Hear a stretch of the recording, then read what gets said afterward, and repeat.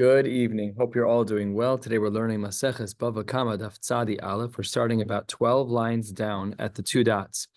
Yesterday we saw machlokes between Shimon HaTeimani and Rabbi Akiva in regards to whether or not the item that actually caused the damage should be assessed by Bezdin, or if it could even be assessed by the Eidim. And here we're going to see a question that deals with this issue still more. Ibayalahu, a question was raised in the base medrash. Yesh omed lenizaken, o ein omed lenizaken. Separate of Misa. We're talking about when someone is physically injured but not killed. Do we need an amida? Do we need that item to then be brought to Bezdin to be assessed? So to this, the Gemara paints the picture for both sides. Mi amrinan lektalahu de amdinan. We only need to assess the item that caused damage when someone is murdered, that it's reasonable that someone died with item X versus item Y. Let's say, for example, somebody died because they got hit with a wire hanger. That's not a normal thing to die from, right? I guess it depends how you use it. But if somebody dies from an axe, that's much more normal. From a bullet, much more normal. So that b'hachi nafka neshama, b'hachi lo nafka neshama, we understand that when it comes to retzach, when it comes to hariga, that we need to assess the item. But aval perhaps lenizakin koldehu, perhaps for nizakin it could be anything, and we don't need to do an amida. O dilma, or perhaps lo shna, it doesn't matter, and we really need to check no matter what. Even for, we know for sure that it's true by me. So when someone dies, so then we have to assess the item that killed that person. But when it comes to damages that don't kill, do we need to assess that item to see if it's capable of killing or not? Let's penny take cannot kill, but a penny coming from the Empire State Building. Right. We look at the context as well. But if I throw a penny at someone and he dies, that's not retzach. If I throw a machete at him, yes. And so the question is, do we need to assess that, yes or no? And this is going to be answered or at least attempted to be answered 3 times. The first 2 will fail. Tashma, we're a quarter of the way down, 2 lines before the middle width lines on Sadi Aleph Amud Aleph, and the Gemara presents its first brisa as a possible answer. The Gemara says, and we've seen this already on Daf Nun, Ma bor sheyesh bo kadei lahamis asar tvachim. We know that a pit has the capacity to kill an animal that falls in only if it has a depth of at least 10 tvachim. Af kol sheyesh bo kadei lahamis asar tvachim. Then the same din would be true for any hole that's 10. It doesn't matter. However, hayapchusin me asar tvachim. Let's say that the hole, that the bore was less than 10 tvachim. V'nafal lesocho shor chamor v'meis, and then a shor or a chamor fell in and died. The halacha is pater. Why? Because the 9 and less is not enough to create misa. It's only enough to create nizakin. What happens if you have a baby animal which is... We're only talking about a shore right now. We're not talking about people. Okay. We're talking about shore. A ram or small lamb or something. It's only 40 inches. It's 3.5 feet. It's really not a lot. Their legs are that tall. They're not. It's just a tiny depth. It really is a very small depth. So the brisa here writes that if an animal falls in and the hole is less than 10, halacha is pater, but huzakbo. But if the person did get injured, then chayev, pashat, that you're going to be chayev. That makes perfect sense. My love, isn't it the case that mimata lemala kachashiv, that we're measuring from the bottom to the top? V'hachi kamar, and this is what it means. Mitefach ve'ad asara, misa leka nizaken ika, that from 1 tefach up until, but not including 10, then halacha is that death cannot occur, and if it does, you're pater. Nizaken can occur, and you would be chayev. Alma lenizaken koldehu, any amount. It could be at the 1 tefach mark, or it could be at the 9, and therefore shmamina ein omden lenizaken. We don't measure. We just know that it's less than 10, but we don't measure if it's 1. We know. So therefore, it seems to be that we do not measure for nizaken. Or do we say, perhaps it's not that way? So the Gemara says, no, lo, you've made an error. Really, mimalo lemata kachashi, we're measuring differently. Asara, when it comes to a bore that has a depth of 10, nisa ika. Pachos me asara purta, if it's slightly less than 10, nizakin isa misa leka. If it's 9.5, even if it's 9.9, we're very rigid about it, we would fairly assume that an animal cannot die less than 10 tvachim, in a board that's less than 10 tvachim. And what I would tell you about this brisa is that yesh omed lenizakin, really we do measure even for nizakin. V'chol midi b'midi ki hechi de mitzaka be'inan. And for anything that can create an injury, we actually do need to measure. So we tried to bring a raya from Brisa number 1, from the Brisa from Daf Nun. We tried to bring a raya that perhaps we would say that we don't need Amida. Says the Gemara, no raya. Let's try the second Brisa, which is exactly halfway down, 7 lines or so into the middle with lines in the middle of the page on Sadi Aleph Amid Aleph. And the Gemara says, Tashma, Hikahu al eno uvisima'o.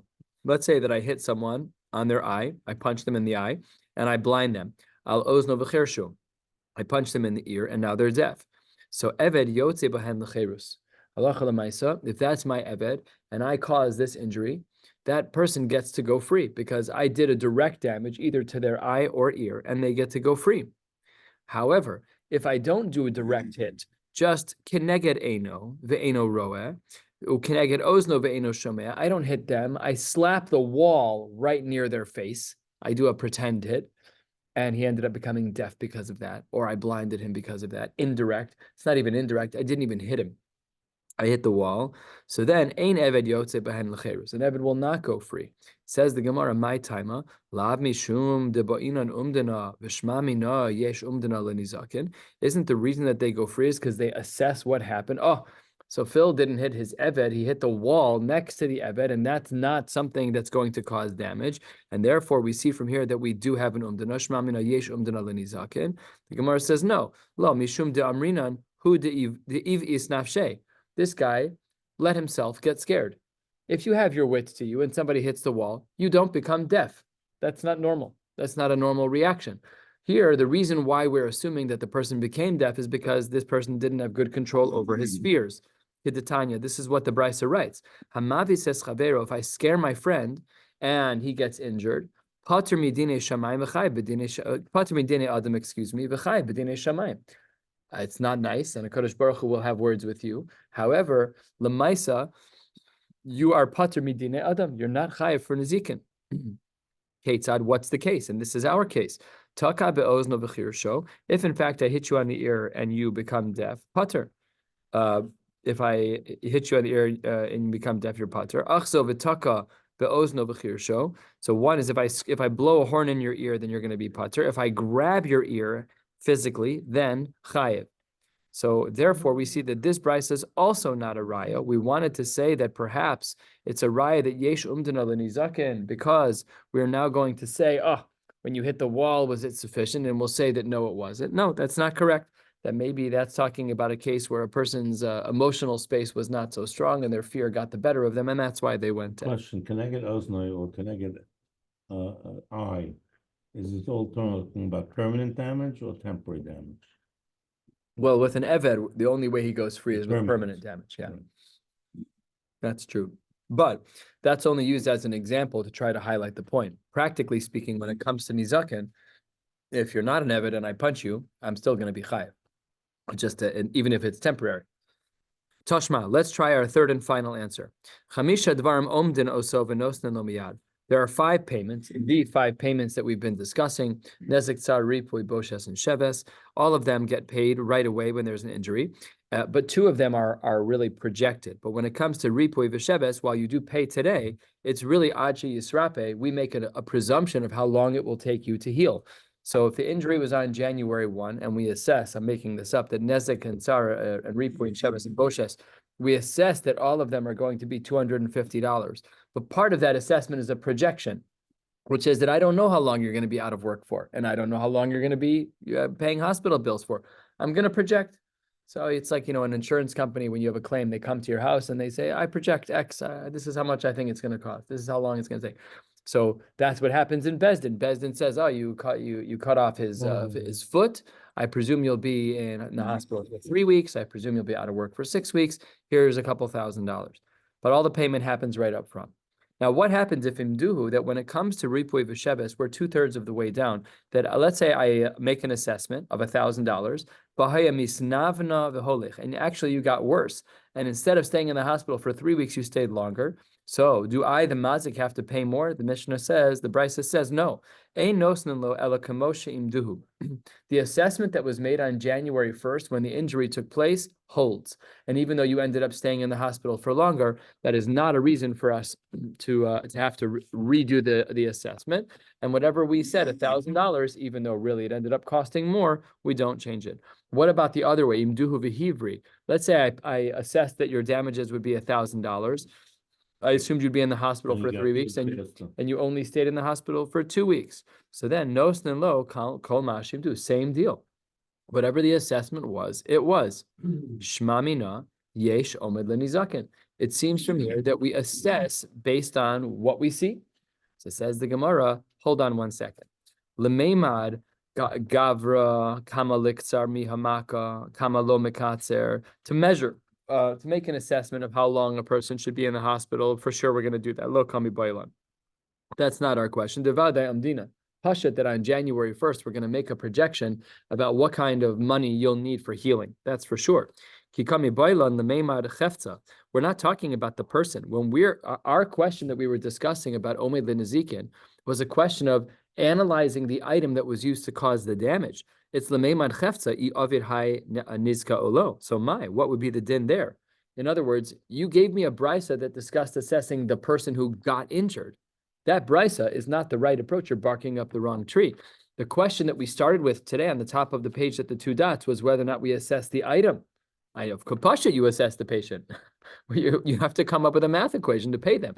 So the question that we were asking was not about the person, but about the item that hurt the person. So if I hit someone with brass knuckles, I have to look at the brass knuckles and say, oh, bring it to Bezdin, yes or no. When Bezdin shots up a Malchus case, where does the doctor get involved? Before the first hit? Yeah, or he has hit? to assess before. It's done in sets of 3. So he assesses before every 3 to assume that he can handle more. But this isn't that sugya, but yes, it's every 3. So the Gemara says, what's the din? Would we say that we have to bring in the brass knuckles to assess them? Pasha, you assess the patient. What about the brass knuckles? So the Gemara says, Tashma, this is a brisa we saw yesterday. Shimon Temani Omer, he says, Ma'egrof miyuchad shemasur le'edu le'edim. Just like my fist, if my fist is what caused the damage, that's masur le'edu le'edim, that Bezdin can see that, and that the edim can see that. I've called miyuchad shemasur le'edu le'edim shmamina yesh omad le'nezikin shmamina. The Gemara concludes from here very clearly, based on the pasuk of Egrof and Evan and Egrof, that we in fact do have to bring in the item that was assessed. This is quoted in Shulchan Aruch like this, and Rabbi Akiva agrees as well.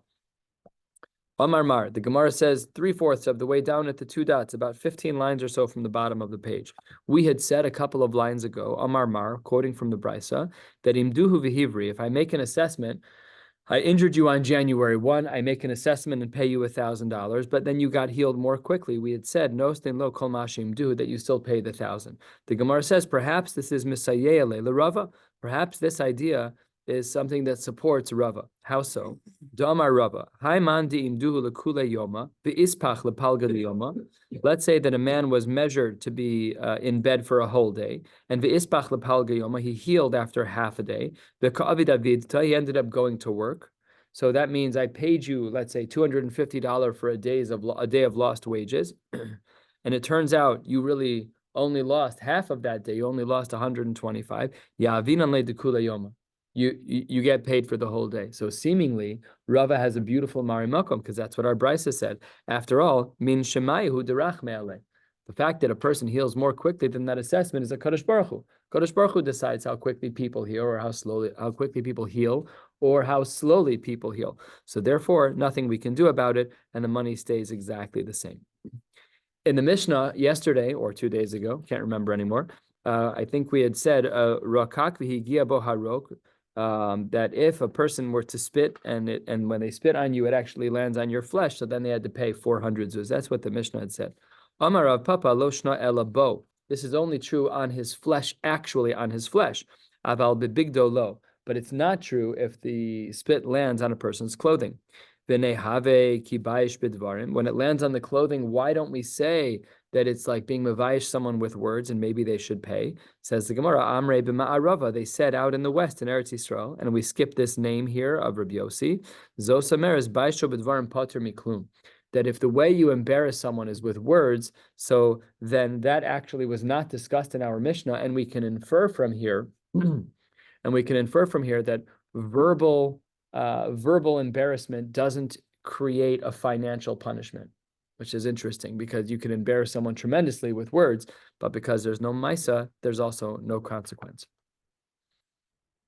Sometimes it doesn't mean that you can't obligate him to pay right away, but you can pay him later.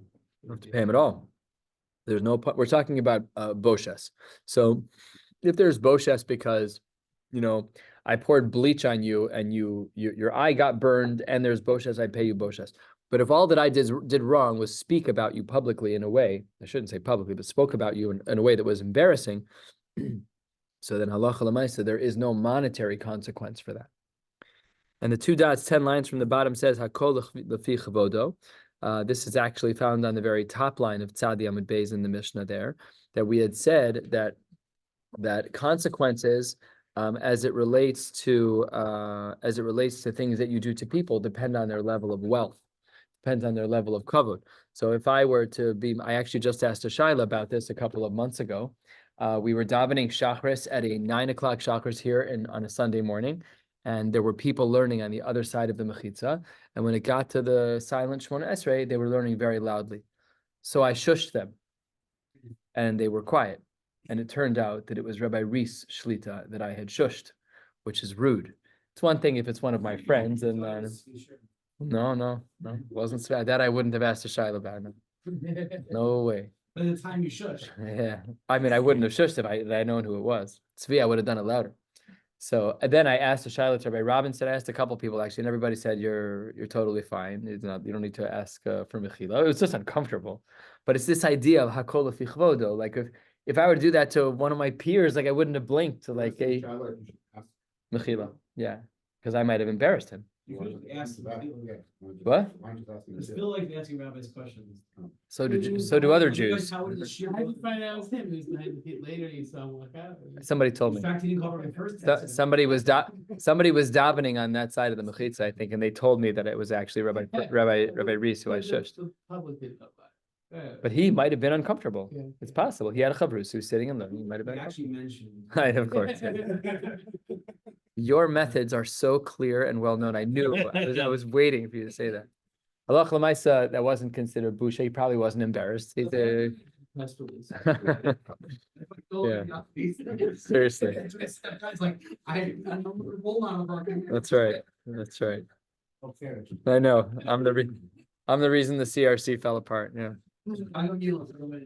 Yeah, but that would be bad OU politics if the OU shut down the CRC. Just don't touch it with a 10-foot pole. I have to clip this out of this. You can't start now. I'm not starting now. I'm not starting now. So anyways, that's hakol lefi chavodo. Really, you have to look at what's going on. If you embarrass someone who's chashuv, it's a bigger loss. If you embarrass someone who's regular, it's I don't want to say less chashuv. You embarrass a regular chashuv person, so then it's a lower loss. So this is what hakol lefi chavodo. It means ibaylahu. The question is tanakama lekula ka'amar or lechumra ka'amar. Was this a stringency or was this a leniency? Lekula ka'amar di'ika ani delo bay lemishkal kulehai. When you say 400, which was the amount of the penalty in the Mishnah, does that mean to say that it's 400 for a chashuv person, but if it was for an ani who's it's a very strange, odd equation that an ani is less chashuv. That's not true. I don't even know. I mean, it says it, but He's somewhat more accustomed to it. yeah, I'm just saying there's a lot of Talmidei Chachamim who were very poor over the years. They say the Magen Avraham wrote down his perush on the walls of his house. Like he was very poor. Was he not chashuv? No. We spend I don't know, we spend crazy money on things. I bought a red bell pepper yesterday for $2. That's obscene. It's obscene for one vegetable. So Shabbos Kodesh. yeah, except that I ate it on a Thursday, but it's a totally separate discussion. So do we say that it's lakula? The ika ani delo boy lemishkal kule high because he's poor. He's like David said, he's more accustomed to being made fun of, to being mocked, whatever. So therefore, he gets 250, whatever the number is. Oh, Dilma the chumra kamar that 400 is the lower bar, and the ika asher de boy lemesav letve, and perhaps there are people who would get more. So to this, the Gemara says, Tashma midika amar, because the Mishnah, which is on the top of Tzadi Amud Beis, Rabbi Akiva said as follows: Afilu anim shebe Yisrael, that even poor people in Eretz Yisrael, roan osan ki'ilu hein b'nei chorin, as though they were wealthy free people, sheyardu minichsehem, shehem b'nei Avram Yitzchak v'Yakov. So we see that there's a difference between anim and rich people. We made them into one in Rabbi Akiva's line. We made them into similar, but really it would be the case that if in fact there was a bona fide poor person who was embarrassed, a peasant, whatever the case may be, someone who's accustomed to being made fun of, so then lemaisa we would be mekil. So 400 is the upper limit of payment and not the lower limit, shmamina. We spoke about the story in the Mishnah yesterday about a woman whose hair was uncovered and she got paid handsomely for the man who embarrassed her by taking off her tichel. The Gemara says 4 lines from the bottom on Sadi Aleph Amud Aleph, Shapara Rosh Isha, and then in that story, the culprit had said to Rabbi Akiva, "Can you please give me a few days to pay?" And during that time, he came up with a subterfuge as to why perhaps she shouldn't have to pay. Okay, anyways, says the Gemara, why did Rabbi Akiva give him rope as to when he could pay? Do we give people time when there's no 30 days? It's not like that. We have that for bills. No, you pay now. You pay in Bezdin. Take out your credit card, swipe it. This is going to end right now. It's going to be over with. So says the Gemara, that when there are damages, there is no 30-day window. You pay right now. Right now. Go write a check right now. Take the rubles out of the satchel. You're done.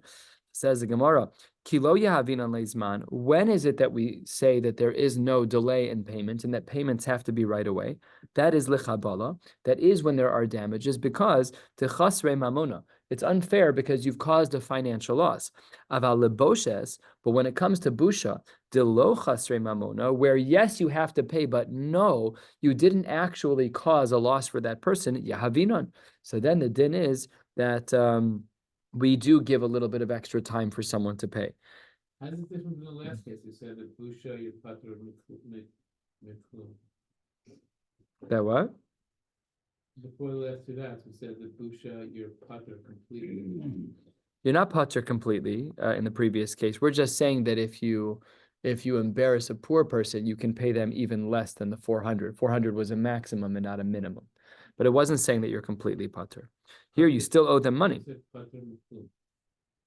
Where are you reading? 6 lines up from the standard lines, for the 2 dots. That's in regards to words. That's if you speak, then you're pater miklum. But here, he did something physical. He pulled off her tichel. Right, so that would be the difference between the 2 cases. And then at the 2 dots, 2 lines from the bottom, the Gemara says, Shamra Omedes, the man stood at the side and watched her, al Pesach Hatzera, V'hatanya, and then this guy goes over to Rabbi Akiva and says, I have him that she took off her tichel on her own.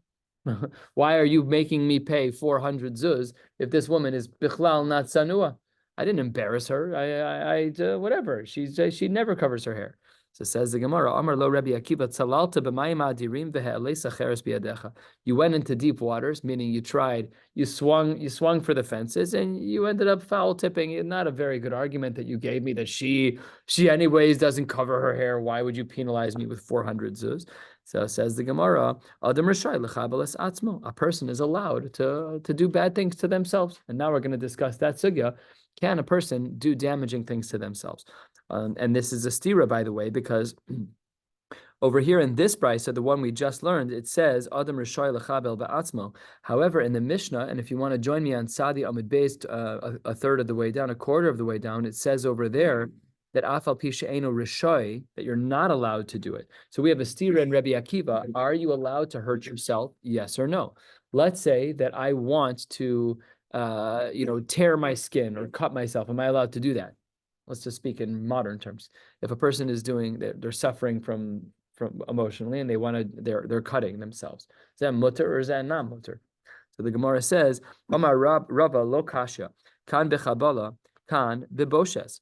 Rashi says that when it comes to Chabala, that's ein rishai. You're not allowed to physically harm yourself. That's unacceptable in halacha. You're not allowed. And kan beboshes, where you are allowed. Says the Gemara, wait 1 second. V'hamas nisan beboshesu. Our Mishnah was talking about a case of boshes, v'ktani, and what did it say in our Mishnah? That achovel ba'atzmo afal pi she'ein rishai pater, and the same thing was true with Busha as well. So it says the Gemara, hachi ka'amar le. This is really what's going on. Lomi boya boshes to adam rishai levayishes atzmo. I don't even need to say that a person's allowed to embarrass themselves. That's for sure true. Ela afilu chabala de ein adam rishai lechabala be'atzmo. Even in a case of chabala where a person is definitely not allowed to hurt themselves, if acherim or shechavu bo chayovin, that if I hurt you, even though you would have been willing to hurt yourself, but if I hurt you, I'm still chayiv. Says the Gemara, a person is not allowed to hurt themselves. After all, Tzadi Aleph Amud Beis 6 lines down, Tanya. The Brisa says, Yachol nishba lahara be'atzmo. If a person made a shvua that they were going to do something bad to themselves, the lo hara, you might have thought that if a person said, I'm going to do something bad, and then they didn't do something bad, that yehei pater, they should be exempt because you're not allowed to hurt themselves. Talmud lehara o lehetiv, mahatav rishus afara rishus. Wow. This Brisa seems to say that if you make a shvua to hurt yourself, you better fulfill it. Otherwise, you will have violated the halachos of shvua. So says the Gemara, Avi nishba lehara be'atzmo v'lo hara. What I can see over here is that if I make a promise to hurt myself, then I have to keep that up. So how do we understand this brisa?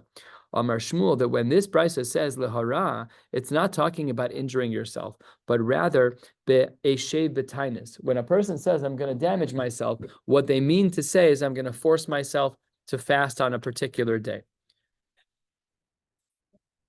Therefore, there's no problem with what we were saying earlier, that he's not actually going to injure himself. If a person says, I make a shvua to do bad things, it means that I just have to fast. Says the Gemara, you can't say that, because as that very brisa about the shvua continues, the rest of that brisa speaks about me doing bad things to other people. There you're going to say that I can force someone into a tainus. How am I supposed to enforce you fasting? If I make a neder about you fasting, I can't control that. Says the Gemara, yes, I could. I could lock you in a room. I could. I have no problem.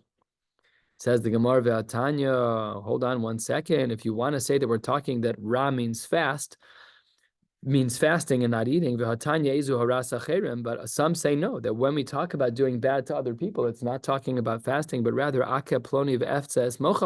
going to hit this person and I'm going to break his head open. So therefore we see that the word ra, in this context, is doing something quite bad.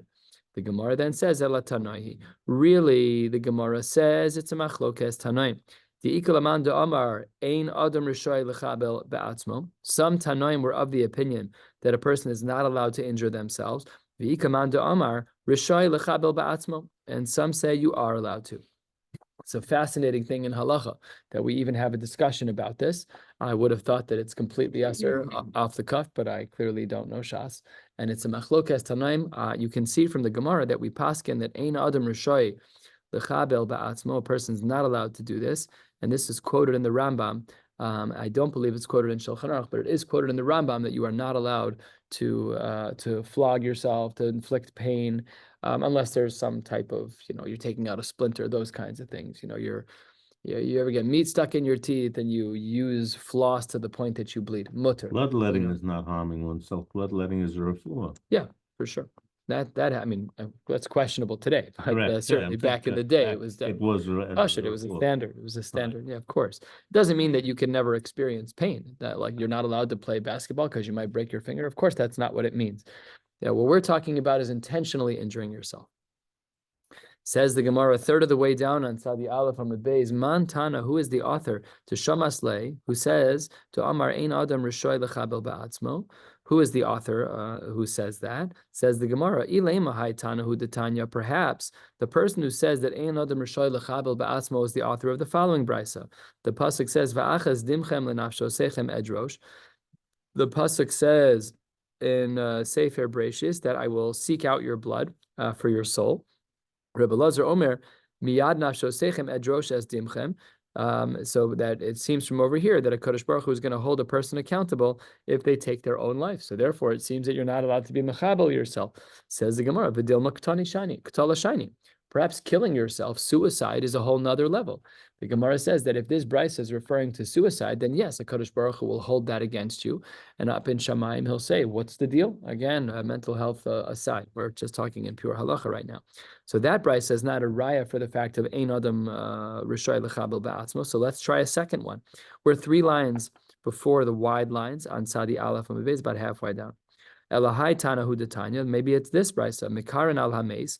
One can tear their clothes in frustration, in sadness, and anger after the death of a loved one, and that's velomi darke ha'emori. That's not considered to be darke emori, which would be problematic. Amar Rebbe Lazar, Shamati shamekare al hames yoser midai lo kamishum bal tashchis. I heard, says Rabbi Elazar, that if a person tears up too many things, so then that's the isser of bal tashchis. You know, we've all seen these clips of the tennis matches where the tennis player breaks like 8 rackets. You know, that's bal tashchis. You break one, mela, I understand your feelings. You're at a funeral, you're sad, you tear a garment, no problem. You go through a whole wardrobe, you're chayav malkos because of bal tashchis.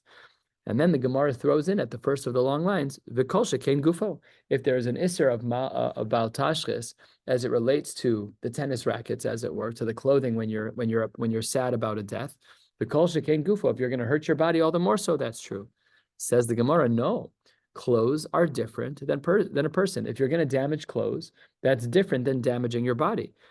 The dilma begodim shiny dipseda delo hadar. If I take, my nice sweater, my nice suit, and I take a pair of scissors to it and I cut it out of frustration, I could stitch it back all day. It'll never be the same. It'll never be the same. And then the Gemara says, Ki had Reb Yochanan kari lemane mechabdusa. He called his mane, he called his clothings the things that honor me. Right, the body gets honored by the clothing. Seemingly, there's a hierarchy that the clothes create the honor for the goof. And the story of Rav Chizda, kad havamaske beni hizmi v'haga, when he would walk amongst thorns and thistles, he's walking in the fields. When that would happen, mad le'lemane, he'd pick up the hem of his tunic and walk in a way where his clothing would not be caught on the thorns. Omar, he said, Ze male aruka, v'ze eno male aruka. This one can be fixed, and this one can't be fixed.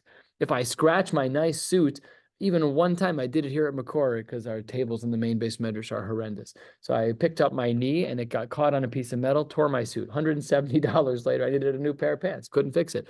If that would have cut my leg, no, put on a Band-Aid. In 5 days, I won't know the difference. Everything's going to be fixed. That's what Rav Chizda says. He said, I'd rather this scratch up my legs. Those will heal, but my clothing won't heal. So that also can't be a source for the shita that ein adam rishoy lechabel ba'atzmo. So let's try a third answer. 2/3 of the way down, 4 lines into the wide lines. Elohai tanahu detanya. The following shita. Amar Rabbi Lazar hakafar beribi. This is talking about a nazir, that a nazir needs kapara.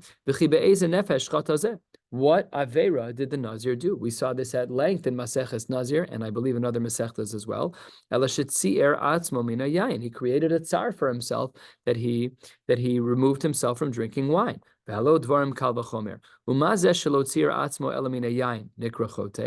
a person who limits themselves from wine is considered to be a chote.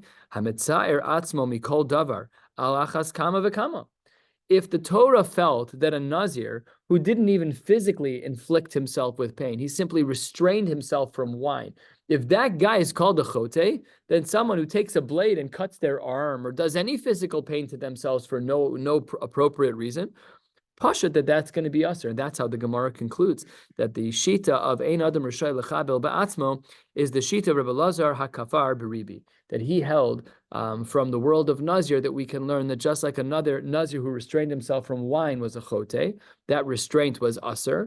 So therefore, certainly if someone hurt their body, that would be the case. We spoke about hakotetz nitiosav. If I cut down a sapling, that I have done something wrong. We're now going to speak a little bit for the next little while about the isser of cutting down trees that bear fruit and what the exceptions are and the severity of this. There's a very sharp consequence that the Gemara mentions. Tani Rabbi Bar Chana Kameh de Rav. Rabbi Bar Chana quoted a brisa in front of Rav. Shori haragta, you killed my shiur, or if I say niti osai kitzatsa, you cut down my sapling, ata amarta li lahorgo, and if I am the one that you spoke to, you told me to kill this person, ata amarta li lakotzatso, you told me to do this, the halacha is pater. Says the Gemara, what, just because you told me that I had permission to do it makes it okay? If I violate a halacha, Phil, go kill this person, and I kill this person, I go to court, they say, David told me to do it. But I'm a murderer. The fact that he told me to do it shouldn't change anything. Nobody could live life like that. Kol kamine. Would we really accept such an excuse? If I walk into a bezdin and say, David told me to do it, so I'm pater? Of course not. So says the Gemara, Amar le isme, should I erase this brisa? The brisa that says that ata amarta li lakotzitzo pater? So says the Gemara, Amar le, Rav said back to Rabbi Bar Chana, lo, that's not correct. But rather, what you should do is retranslate the Mishnah. Ela tetarge mas nischa. You should rewire the Mishnah. What were we talking about when I killed that animal, when I cut down that sapling? It's b'shor ha'omed lehariga. We're talking about a shor that was already destined to be killed. It had a psak of haragan that it needed to be killed. Uvi'ilan ha'omed liktzitza, or a tree that had a heter, for whatever reason, to be torn down. So says the Gemara, Hachi my kotainle. If that's true, then if I'm the guy who cut down David's tree, then why do I have to argue that he told me to do it? Says the Gemara, for a totally side reason. To Amar le, if I go cut down a sapling that belongs to somebody else, but it was a mitzvah to cut down that tree, so you can complain to Bezdin and said, Phil took my mitzvah. That's unacceptable. After all, the Tanya, and we've seen this brisa numerous times, it says here on the side only in Chulin. No way. We've definitely seen this somewhere. Says the Gemara de Tanya, v'shafach v'kisa. This is in regards to the mitzvah of kisui hadam, that after shchita, one is supposed to cover the blood with chol, with sand of some kind. Misha shafach yechase. He who spills the blood, namely he who does the shchita, he has the mitzvah of kisui hadam. And there was a story, umayse be'echad sheshachat v'kodam chaver v'kisa. There's a story where I did the shchita, and you jumped the gun, and you did the kisui hadam. And the halacha is, v'chayvo Rabban Gamliel liten lo asar zehuvim. The din is that if you steal my mitzvah, you owe me 10 gold somethings, 10 pieces of gold. That's not right. You can't steal my mitzvah. So that's what was going on in this brisa, where really the din was that this animal needed to be killed, the tree needed to be torn down. And what did I mean when I say that you told me to do it? Well, you were complaining that I stole your mitzvah. And if in fact I'm guilty, then Rabban Gamliel would say that the halacha is that I owe you 10 zehuvim. Amar Rav says, Dikla de ta'an kaba asr lemiktzatze. When there is a dikla, a palm tree that has one kav of fruits that grow, halacha lemaisa, that tree becomes asr to cut down. Meisve, hold on one second. Kama yehe bezayis velo yiktatsu. In regards to olive trees, how much fruit does an olive tree have to grow in order to be asr to cut down? Only a rova, only a quarter. That's a much smaller amount. It's a quarter. So it says the Gemara, Shani zeisim de chashivi. Olive trees are very chashuv, and because olive trees are very chashuv, so therefore even a smaller amount would make them asr to cut down. Amar Rav Chanina, lo shachiv shivchas beri ela dekatz te'enasa below zmana. An unbelievably scary Gemara. The Gemara says that Rav Chanina lost a child because of the fact that the father had violated this isser of cutting down a tree, shalo bizmana, in the wrong time. And therefore, one should certainly look into all of these halachos. This applies a lot during construction. You buy a house and there's an apple tree, a crab tree that's in the worst possible place. These are shilas and poskim. It's not stam that you can just cut them down. Once it stops bearing fruit, then you could cut it down? If it stops bearing fruit, or as we're soon going to see, if the wood is more valuable than the fruit, that's another kula that the Gemara builds in. There are circumstances. I'm not a baki b'davar. I only know what's on this page. But my point is to highlight that when one is doing construction and they have a tree like that, they need to ask a shaila. I think my neighbors have a tree like that. We find small apples in our yard sometimes. In your house? Wow. That's a lot. That's a lot. So if you'd ever one with them, you got? What? Oh yeah. Yeah. One and took it with them. That's a big. Tree. Why would they do that? Big. It was nice. Candies are like $17. You can sell them. Yeah, it's a real business. The cherry tree stopped bearing fruit. I'm sure our climate is not good for. What happens when they get older? Years. Really? For 2-3 years after we bought it, there was always fruit, and now there's nothing. All right, you can cut it. Something wrong. L'chora, you can cut it down now. Certainly the wood's more valuable than the fruit now, and we're going to discuss that right now. So the Gemara then says, Amar Ravina, v'im haya me'ula b'damim, if it was more expensive, which is literally how the Gemara translates mutter. Rashi explains what this means. Rashi, 6 lines from the bottom of the page, make that 7. V'im haya me'ula b'damim, damav yikarim lebinyan, that tree is more valuable for building, yoser mishvach perosav, more than the values of the fruit. If that happens, says the Gemara, so then, halacha l'maisa, you are allowed to cut that tree down. This is quoted in the Rambam, and again, not in Shulchan Aruch. All right, so the Gemara then says, Tanya nami hachi, we have a brisa like this as well in Sefer Dvarim. The pasuk says, Rak eitz asher teda. What's the drush of that part of the pasuk? Ze ilan ma'achal. That's talking about a fruit tree that bears fruits. Ki lo eitz ma'achal hu ze ilan srak. So the pasuk saying that in a time of war, that people are allowed to cut these things down, even a fruit tree, and certainly an ilan srak, which is a non-fruit bearing tree. If this pasuk teaches us with separate drashos to include both fruit-bearing tree and non-fruit-bearing trees, so then why did I need the pasuk to speak about both parts? Just tell me that you can even do a fruit tree. Says the Gemara, lahaktim srak lemachal. That teaches us that if I have 2 trees in front of me and it's wartime and I need the wood to build barracks, whatever, the halacha is that we try and cut down the non-fruit bearing trees before we cut down the fruit bearing trees. Says the Gemara, yachal afilu me'ule bedamim. Maybe this would be true even if the wood of the fruit-bearing tree is greater. Says the Gemara, Talmud lo marak, that's not true. And now the Gemara tells a couple of stories. Shmuel, Aisile Arise Tamre. Shmuel had a farmer that worked for him, and his farmer went to go bring him Tamre dates. And he made the bracha borei priya eitz and achil. Ta'im behu ta'amo dechamre. He had a very good palate.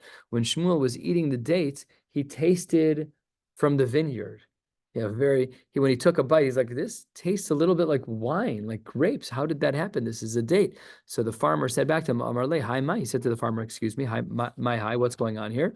Amar le, and the farmer said back to Shmuel, Beni gufni kaimi. The date tree from which I plucked fruits for you is planted in the middle of a vineyard. So, Amar, mekachshe bechamra kulehai.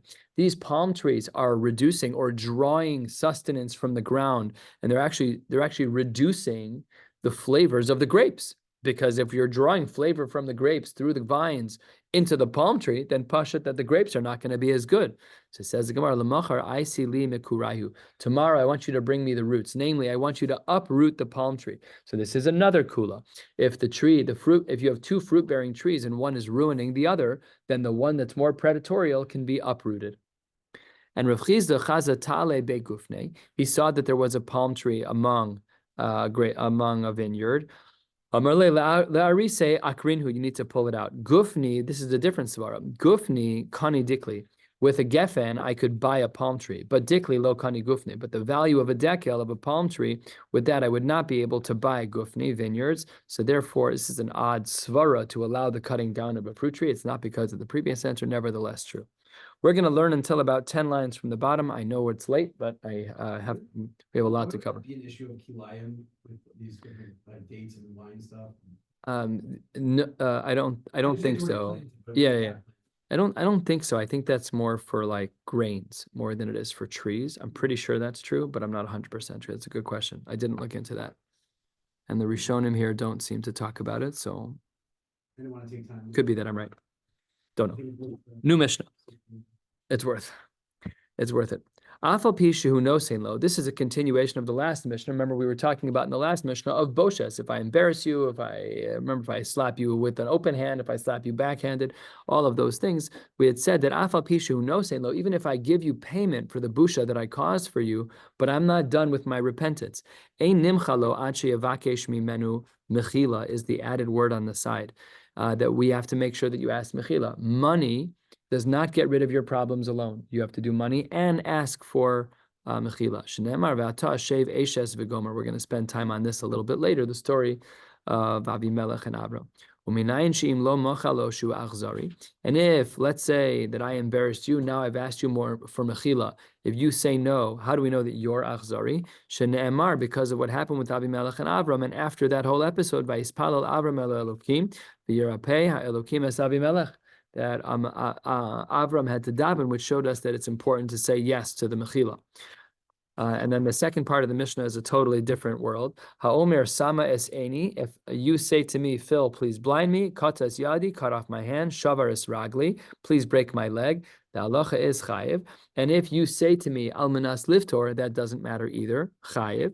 I'm not allowed to hurt you even if you ask me to. And the Mishnah continues, Kara es ksusi. However, if you ask me to tear your clothing, a non-body injury, a non-bodily injury, or shavar es kadi, please break my pitcher, typically you'd be chayiv. But if I say to you, almanas liftor, then taka your putter. So if I do non-bodily damage to one of your products, so then as long as you exempt me, then I'm putter. Asa kain ish ploni almanas liftor. If I say that you should do this to another person, then chayiv ben begufo ben b'mamono. Even if it's mumminous, you cannot command me to injure somebody else. That's not allowed, or to ruin their materials. Tanu Rabbanan, the Brisa writes, a third of the way down, the Brisa says, Kol elu she'amru dmei boshto. Well, here what we're talking about in the beginning of our Mishnah is only talking about the money of boshes. Aval tsa'aro, but when it comes to tsa'ar, when it comes to physical pain and the payment for physical pain, afilu hevi kol ele nevayos sheba'olam. Even if I bring you all of the rams in the world, there will be no mechila until you ask. You need to return, Hashem says to Avimelech, you need to return this woman to this man, to Avram, because he's a navi. And the din is that he's going to daven for you. Says the Gemara, wait 1 second. It seems from the pasuk that you only have to return a woman whose husband is a navi. Asks the Gemara on the last of the short lines, to Eshes navi boy ahadure, that if the wife's husband happens to be a navi, so that's when we return the wife. But Eshes acher lo boy ahadure, obviously that's not true. So the Gemara says on the first of the long lines on Tzadi Beis and Aleph, Amar Reb Shmuel bar Nachmeni Amar Reb Yonasan Hashev Eshes ha'ish mikol makom. No, it's just pashut that anyone would need to be returned. When Avimelech said, wait 1 second, I was well intended. Halohu Amar li achosihi. Who Amar li achosihi? That if when Avimelech complained to HaKadosh Baruch Hu and said, Avram told me that was his sister. He gam he amra achihu. And she, Sarah, also said, he's my brother. So the din is navihu, and he's a navi. Avraham knew exactly what was going on. Had he said anything else, he would have been killed. This guy, Avimelech, should have known that this was the case. He should have said, Al iske achilu shesia shoalino. So it's normal to ask about food and drink. Oh, al iske eshes shoalino so ishtachahi achoscha. It's inappropriate to ask if this woman is married or if this woman is your sister. It's not right. Says the Gemara, Mikan le ben Noach shenerag. This is a case scenario where a ben Noach should be killed. He should have learned. He should have learned what was considered to be appropriate social behavior. When you see two people walking together, you don't ask if she's taken. It's not the right derech eretz. No, I don't think so. I don't think so. I actually think it's it's about shahaylo lilmo v'lo lamad. It's I think that's that's what I thought it was, because they didn't sleep together. But because of okay. I don't want to say. I don't want to take it. Rashi shahaylo lilmod derech eretz v'lo lamad. Just for the suggestion, just for the question, it's just for the derech eretz shebo. At the two dots, ki atzar Hashem, the psukim by Avimelech and Avram have a double language of atzar, and the Gemara says this actually caused for some major biological functioning issues with the people of Avimelech. What was the double language? Amar Rebbe Lazar, shtei atziros halalu lama. Why does it have the double language of atzira? Achas beish, for men, shichva zera, they weren't able to have zera leave their body. Shtayim beisha, and 2 with the woman, that shichva zera after tashmish amita. This is a stira, by the way. Whatever shichva zera was already in them from tashmish amita couldn't exit. Vileda, and also they had a hashkafic cerclage. They couldn't deliver their children. They were stuck. B'masnisa tana shtayim beisha. There were 2 things that were bottled up in a man. One was shechva zera v'ktanim, and the second was urine. Shlishi be'isha shechva zera uktanim. By a woman, there were actually three shechva zera uktanim v'leda, and she couldn't give birth. And Ravina Amar Shalosh be'ish. There were three things by a man: shechva zera uktanim upita bas. The three by him were shechva zera, urine, and he also couldn't defecate. Arba be'isha, and there were four for a woman, the same three plus a child: shechva zera v'leda v'ktanim upita bas. And then just 5 more lines and then we'll stop. What did it mean when it said ba'ad kol rechem? The word kol is a lashon of ribui. Why does the pasuk say kol? Amrei deber Rav Yana ifilu tarnagola shel beis Avimelech lo hitila beit sasa. Even the hens, they couldn't lay any eggs. Amar le Rava le Rabba berei le Rabba bar Mari. Minoha milsa damar Rabbanan kol hamavakesh rachamim al chavero utzarach laoso davar hu ne'enet chila. How do we know that if I daven for somebody else, for their needs, that my needs get answered first? Says the Gemara, Amar le dichsiv v'Hashem shavesh shvus oyev b'his palalo ba'ad re'ehu. This is a pasuk from Eov. So that's one pasuk. Amar le at amris mehasam va'ana mina mehacha. I have another pasuk. Beautiful raya. The Gemara says, how do we know that if you daven for other people, you get answered first? The Gemara says, Vayispalal Avraham Elokim Yerapei Elokim es Avimelech ves ishto ves hamosav. So one pasuk teaches us that Avram davened for Avimelech and all of his family, and then it says Uchsiv Hashem pakades Sarah. Keywords Ka'asher Amar. Look at this. Ka'asher Amar Avraham El Avimelech. When Avraham davened for Avimelech, that led to him being able to have a child. That's what the Gemara says. We'll stop right here, 2/3 of the way down at Omar Le, in the middle of the line. We'll pick up on Shabbos, Emir Tashem. On Shabbos, Daf Yomi is earlier than usual. It's actually after the early mincha because I have my wife has somewhere to be, so we're going to just switch it up this week. And we'll stop right here. Wishing you all a beautiful night.